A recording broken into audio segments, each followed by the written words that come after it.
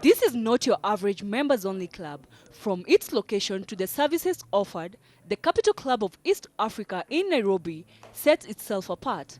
For Patricia Ethao, who is among the founding members and serves on the board of governors, joining the club was almost a natural choice.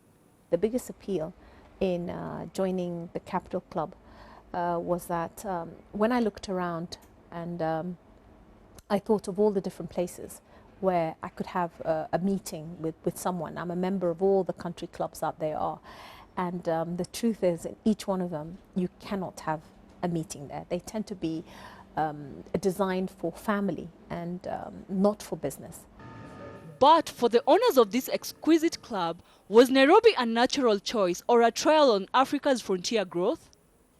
Obviously, Nairobi, Kenya, is the capital of East Africa. It's a fantastic gateway to Africa. So for us, it was a natural choice for Nairobi to become the first venue in Africa for a capital club. So we actually just opened. We opened here in December 2013, soft opening. We had our grand opening in March this year. So we've really just been operating for about 6 months now. But the club has been extremely well received. We're almost at 600 members. The membership includes the spouse, so that gives us around 1,200 card holders already. The club is the first in Africa, second to Dubai, and analysts agree that this confirms the growing attractiveness of Kenya's capital city and also cements Nairobi's position as a leading business hub in East Africa. Kenya, we don't have the population of Nigeria, but we have the hub, we are the gateway to this region, and we have a lot of people flying through. And I think that's one of the attractive parts of Nairobi. It's global fluency is what I call it, is that people from all over the world are here. It's a potpourri of all kinds of nationalities, and I think that's our strong point. And actually in the 21st century, cities have to be metropolitan. They can't look inside, they've got to look out, and something like the Capital Club is speaking to that effect. Its membership cuts across head honchos of multinationals, listed firms, entrepreneurs, as well as the political class. However, these members undergo rigorous vetting before approval. In all of our clubs, we operate this policy which is called membership by invitation only. So what we do when we set up a new club is the first thing we do is put together a board of governors, and we approach all the leading business people in the specific market, so in Nairobi.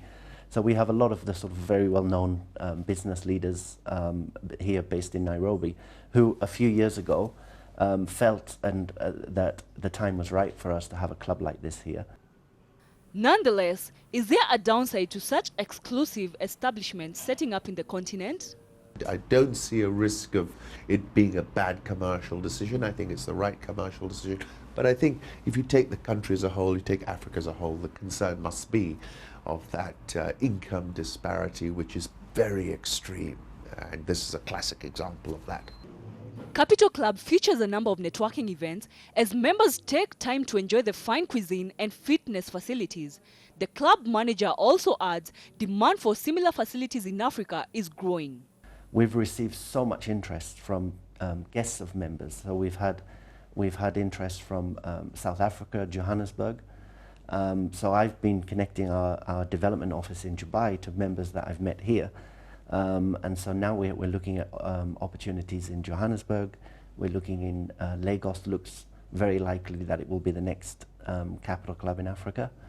And also neighboring countries. We've a lot of interest from Uganda, from Tanzania, from Rwanda. So this club opening here has been a great shop window for us.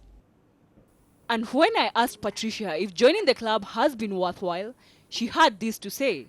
When you actually come here, it's your biggest opportunity to network for any business you have, because anybody who's around here is somebody who has got a great meeting of minds, if you know what I mean. And so they're open to suggestion, they're open to listening to you from a business perspective. Now that's not the same if I go to a country club or I go to a restaurant. I can't imagine walking to a restaurant finding some people sitting down and then joining them and say, oh, by the way, this is what I do, this is what can you help me? You know, they just look at you and say, where did you come from? But in a club like this, it's not a problem.